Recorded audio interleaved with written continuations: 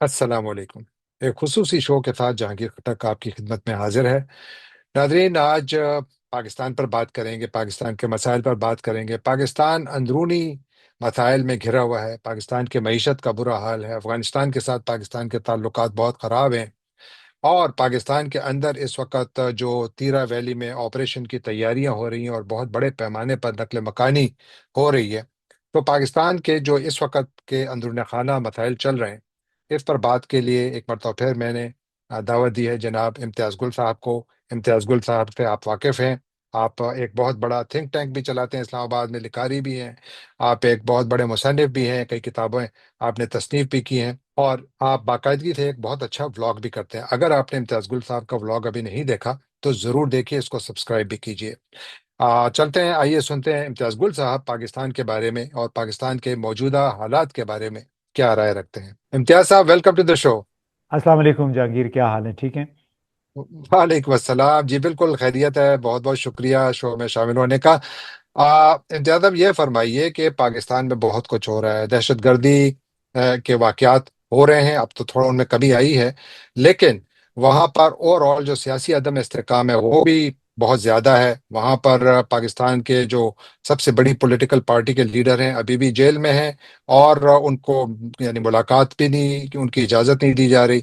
और साथ फिर तीरा में ऑपरेशन भी हो रहे हैं। तो मैं ओवरऑल पाकिस्तान के हवाले से इस वक्त पाकिस्तान किस सिमत जा रहा है इस पे बात करूंगा, फिर बाकी मौजूदात पे आते हैं पाकिस्तानी के हवाले से।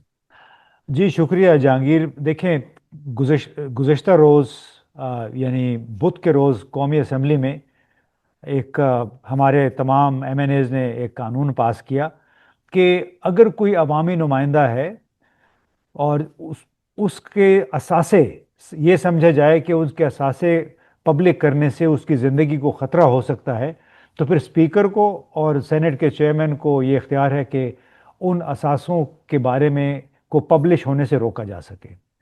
यानी ओ माय गॉड।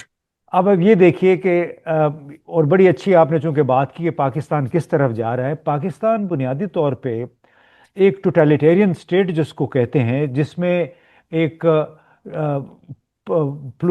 उसको जो उमरा हैं, उमरा का एक क्लब है, और वो खुद को महफूज से महफूज तर करने की कोशिशों में है। खुद ही जितना वो पैसा बना सकते हैं, जितने कॉन्ट्रैक्ट ले सकते हैं, उसको महफूज करने के लिए हर किस्म की कानून साजी हो रही है। इदारों ने अपने हक में कानून साजी करवाई, अफराद अपने हक में कानून साजी करवा रहे हैं, और उनके ख्याल में आवाम की कोई हैसियत नहीं है। आपने सुना होगा कि मरियम नवाज़ के बेटे की शादी हुई और उसमें कोई 15-16 के करीब खाने मुख्तलिफ़ किस्म के रखे गए, और जिस अंदाज में वो शादी हुई है। अब एक ऐसा मुल्क जिसमें कोई बताया जा रहा है, तो जो ताज़ा तरीन हुकूमत पाकिस्तान का सर्वे है कि कोई तकरीबन 25% के करीब लोग ऐसे हैं पाकिस्तान में इस वक्त। यानी अंदाज़ा लगाइए, 25 करोड़ की आबादी में 25% ऐसे लोग हैं कि जिनके पास दो वक्त का खाना उन्हें मैसर नहीं है। लेकिन मरियम नवाज़ के बेटे की शादी आपने देखी वहाँ पे, और जो खुद चीफ मिनिस्टर जिस तरह दुल्हन बन के आई, मैं तो हैरान हो गया कि इनको ज़रा से भी शर्म नहीं है कि हम्म। एक तरफ देखें ना, जो 24-25% लोग जो कि गुर्बत की लकीर से भी नीचे हैं, उनकी अक्सरियत पंजाब में है। और उनकी वज़ीर आला जो है पूरी, अगर उसके जेवर से लेके लिबास तक देखें तो करोड़ों रुपए का जेवर और लिबास पहन के, और वो 3 दिन वो पहनती रही मुख्तलिफ तकरीबात में। तो ये रियासत उस तरफ, और उस तकरीब में फिर हमारी फ़ौज के सरबराह भी गए, तमाम जिसको कहते हैं ना who is who of Pakistan, वो तमाम लोग उस शादी में, उस वलीमे में शिरकत के लिए गए। और अब ये चाहते हैं कि हम अपनी मर्जी से तिरा का ऑपरेशन भी करें, जो सिलेक्टिव, आपने चूंकि तिरा की बात की, वो मैं जी इसलिए जी, करना बिल्कुल। चाहता हूं कि फ़ौज के जो तर्जुमान हैं जनरल अहमद शरीफ चौधरी, उन्होंने कहा कि तिरा के रास्ते बड़ी दहशत गर्दी हो रही है। तो हम चूंकि हम दोनों उसी सूबे से हमारा ताल्लुक़ है, बिल्कुल। मेरा उसमें सवाल फिर ये उठा कि अ, वज़ीरिस्तान, बलूचिस्तान, इसमें तो 2003-4 से मुसलसल दहशत गर्दी हो रही है। तिरा में कहाँ बिल्कुल। जाके वो पहाड़ी इलाकों में ये सारे इकट्ठे हो गए हैं। اور بالکل ساتھ میں انہوں نے یہ کہا کہ پاکستان میں دہشت گردی کا ذریعہ تیرا ہے، کچھ یہ ان کا مطلب یہ تھا۔ امپریشن دے رہے ہیں، بالکل جی، تو اس میں جو آپ کا بنیادی سوال ہے، پھر اس طرف آتا ہوں کہ کس طرف جا رہے ہیں، کہ آپ ایک سلیکٹو انداز میں ایک پارٹی کو، ایک صوبے کو، ایک ایتھنیسٹی کو، یعنی پشتونوں کا جو علاقہ ہے اس کو نشانہ بنا رہے ہیں کہ وہ پاکستان میں دہشت گردی کا ذریعہ ہے۔ تو بھئی اگر وہ ہے تو پھر آپ بلوچ لبریشن آرمی کو آپ نے فتنۃ الہندوستان کیوں کہا ہوا ہے؟ اگر ایسی بالکل بات ہے، وہ تو بلوچ ہے، وہ تو پشتون نہیں ہے۔ تو بڑی ایک افسوسناک صورتحال ہے پاکستان کی اس وقت، جس انداز میں ہو رہا بالکل، ہے اور کہ آپ ایک... دیکھیں، جی جی جی، میں یہ کہہ رہا تھا کہ یہ آپ کی بات بالکل درست ہے کہ اوور آل ایلیٹ گریب ہے، جو کہ آپ کو مختلف شکلوں میں نظر آ رہا ہے، چاہے وہ مریم نواز کے بیٹے کی شادی میں ہو، یا آپ کو تیرا آپریشن میں منمانی کی صورت میں نظر آئے کہ جہاں پر کہا جا رہا ہے کہ جی مسائل تمام یہاں پر ہیں۔ اور سب سے بڑی حیرانگی کی بات یہ ہے کہ جب سے اتنی بڑے پیمانے پر نقل مکانی شروع ہوئی ہے تو اس علاقے میں ایک بھی واقعہ نہیں ہوا ہے، یعنی وہاں پر اگر دہشت گرد موجود ہیں اور اگر وہ آبادی کی وجہ سے حملے نہیں کر رہے تھے پہلے، تو اب تو آبادی وہاں پر نہیں ہے، تو اب تو حملے ہونے چاہیے تھے۔ ایک حملہ نہیں ہوا اب تک، تو بڑے سوالات ہیں، ان کا کوئی جواب نہیں ہے۔ لیکن میرا سوال ایک اور یہ بھی ہے کہ اس وقت خیبر پختونخوا کو جس طریقے سے ٹریٹ کیا جا رہا ہے، آپ دیکھیے کہ پنجاب کی وزیر اعلیٰ ملک سے باہر جاتی ہیں تو ایئر فورس ون کے جہاز لے کر جاتی ہیں، جو سندھ کے وزیر اعلیٰ ہیں ان کے پاس اب تمام فیسلٹیز موجود ہیں، بلوچستان کے وزیر اعلیٰ کا بھی یہی حال ہے۔ خیبر پختونخوا کے وزیر اعلیٰ کا نام ایگزٹ کنٹرول لسٹ پہ ڈالا گیا ہے۔ اس قسم کے جو یہ یعنی ٹریٹمنٹ ہو رہی ہے، اور ایک ایسے ماحول میں کہ جہاں پر نظر آ رہا ہے کہ سیاسی تقسیم بہت زیادہ ہے، تفریق بہت زیادہ ہے، اور تصادم کی طرف معاملہ جا رہا ہے، تو یہ سیاسی لحاظ سے بھی کیا پاکستان کہیں کسی بند گلی میں آ کھڑا ہو گیا ہے؟ دیکھیے، فی الحال تو ایسے ہی لگ رہا ہے، کیونکہ جو جس ملک کی سب سے بڑی جماعت ہو اس کو آپ نے دیوار سے لگا دیا، اس کے تمام رہنماؤں کے خلاف کوئی ہزاروں کیس ہیں، یعنی ایک ایک لیڈر کے خلاف 30 40 45 کیسز ہیں۔ جو سب سے بڑا لیڈر ہے اس کو تو بڑا زبردست انہوں نے اعزاز دیا ہوا ہے، کوئی 188 کیسز ہیں عمران خان کے خلاف۔ اور ایک پولیس افسر نے مجھے بتایا تھا جب 5 اگست 2023 میں یہ واقعہ ہوا، یہ واقعات ہوئے تھے، گرفتاری بھی جب ہوئی عمران خان کی، تو انہوں نے کہا جی کہ جی، دیکھیں اتنے کیسز ہم نے اس لیے بن رہے ہیں، آپ بڑے بڑے بھولے ہیں، انہوں نے کہا یہ کیسز اس لیے بن رہے ہیں کہ ان کی اب آئندہ ساری عمر کیس بھگتنے میں لگے گی۔ ہوں، ایک کیس سے چھوٹیں گے، دوسرے میں، دوسرے سے تیسرے، تیسرے ایک میں ضمانت ملے گی، دوسرے میں گرفتار کر لیں گے۔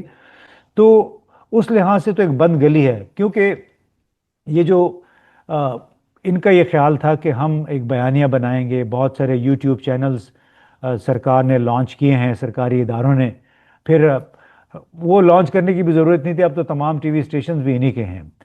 اور اس میں یہ بالکل جو بیانیہ بنا رہے تھے کہ ہم پاکستان کی بڑی ترقی ہو رہی ہے، اقتصادی استحکام آ گیا ہے۔ ابھی تازہ ترین جو خبر آئی ہے ایکسپریس ٹریبیون میں، وہ آئی ایم ایف نے ان کو کہا کہ گزشتہ 2 سالوں میں تو آپ نے $13 ارب کی درآمدات کم دکھائی ہیں، تاکہ آپ آئی ایم ایف کو خوش کر سکیں۔ یعنی یعنی جھوٹ پہ نمبرز جھوٹ، فج کیے ہیں۔ جی جھوٹ پہ جھوٹ وہ بولتے چلے جا رہے ہیں۔ اور ساتھ ساتھ یہ جو اس قسم کی جو باتیں سامنے آتی ہیں، پھر یہ جو میں نے جس بل کا ذکر کیا جو کہ اسمبلی سے پاس ہو گیا ہے، کہ اب جی اسپیکر کی مرضی ہوگی کہ کس کے اثاثے ظاہر کیے جائیں، کس کے اثاثے ظاہر نہ کیے، کیونکہ یہ بھی لوٹ مار چھپانے کا ایک طریقہ ہے نا۔ تو بالکل تو یہ بالکل، بند گلی اسی لیے ہے کہ ان کو اب عام جو نوجوان ہے اس کو معلوم ہے کہ اس ملک میں کیا ہو رہا ہے، اس کے ہاتھ میں موبائل فون ہے، انٹرنیٹ ہے اس کے پاس، تمام اصل معلومات انویسٹیگیشن وہ اس کے ذریعے کر لیتے ہیں۔ لہٰذا کم از کم پاکستان اگر بند گلی میں نہیں ہے تو جو حکمران جماعتیں ہیں اس وقت وہ بند گلی میں ضرور پہنچ چکی ہیں۔ اور پھر ساتھ یہ بات ووٹر کی جو ایج بڑھانے کی بھی ہو رہی ہے، کیونکہ نوجوانوں کی اکثریت ایک پارٹی کے ساتھ ہے۔ خوف یہ ہے کہ اگر دوبارہ الیکشن ہوئے تو دیر از نو وے دے کین ون، اگر تھوڑا بھی فیئر الیکشن ہو تو وہ ایج بڑھانے کی بھی بات کر رہے ہیں۔ ایم ناٹ شیور کہ اس کا کچھ فائدہ ہوگا، لیکن میں تھوڑا زوم آؤٹ کرنا چاہتا ہوں۔ آپ نے حالیہ چند ہفتوں کے دوران میرے خیال میں 3 ممالک کا سفر تو کیا، ویسے تو آپ پھر دنیا بھر میں جاتے ہیں، لیکن آپ چین گئے، چین میں ایک ایئرپورٹ سے آپ نے ایک ویڈیو کی تھی جس میں آپ نے ذکر کیا تھا کہ for the first time you felt something at the airport. جی تو ایک میں وہ ایکسپیرینس، کیونکہ وہ دکھاتا ہے کہ کیا دنیا کے یعنی ہمارے جو قریب ترین دوست ممالک ہے وہاں پر کیا کوئی موڈ چینج ہو رہا ہے. پھر آپ بنگلہ دیش بھی گئے. بنگلہ دیش کے ساتھ پاکستان کے تعلقات کا ایک نیا جو ہے چیپٹر کھل چکا ہے. وہاں کے بارے میں اگر آپ بریفلی بات کریں، اور لاسٹلی اینڈ اس کے اوپر اگر آپ سب سے پہلے بات کریں تو اچھا ہوگا، وہ افغانستان ہے. افغانستان میں آپ کے پہلے بہت اچھے کانٹیکٹس بھی آپ آتے جاتے رہتے ہیں وہاں پر. یہ پاکستان اور افغانستان کا معاملہ کس جانب جا رہا ہے؟ اس کا حل کیا ہے آخر؟ کیونکہ یہ تو تباہی پھیل رہی ہے ان علاقوں میں، ہوں اچھا آپ کیونکہ کہ ہاں تجارت اگر آپ بند ہے. مناسب سمجھیں نا تو ہم بنگلہ دیش چین کو فی الحال چھوڑتے ہیں، جی جی، افغانستان پہ ہم بات کر لیتے ہیں کیونکہ اس سے ہمارا صوبہ خاص طور پہ اور بلوچستان براہ راست متاثر ہو رہا ہے. بالکل گیارہ بہت زیادہ. 11 اکتوبر سے سرحد بند ہے. اس کے نتیجے میں پاکستان اور افغانستان ملا کے کوئی کم از کم $800 ملین کا نقصان ہو چکا ہے. اور یہ نقصان کوئی حکومت کا اس میں شاید 10-15% ہے، جو کہ کراچی کی بندرگاہ، پورٹ قاسم، اور پھر FBR کے ذریعے جو ٹیکس کو کی وصولی میں نا اس کی مد میں جی جی جو بالکل. حکومت کو ٹیکس ملتے ہیں. تو سمجھے کہ کوئی $100 ملین جو ہے کم از کم پاکستان کی حکومت کا نقصان ہوا ہے. باقی جو نقصان ہے کوئی ہم نے کیلکولیشن کی تھی تو اس حساب سے کوئی 600 ملین، $550 ملین پاکستان کا نقصان جو ٹرانزٹ ٹریڈ میں کے ذریعے جو نقصان ہے، اور پھر جو دو طرفہ تجارت، اور تیسرا جو ہے جو ازبکستان تاجکستان کی ہمارے پاکستان کے ذریعے جو ٹرانزٹ تجارت ہے، یہ کوئی کم از کم $800 ملین کا دو طرفہ نقصان ہو چکا ہے. خود افغانستان کا جو نقصان ہے کوئی $250 ملین ہے، جو کہ واگا کے ذریعے ان کی برآمدات جاتی ہیں.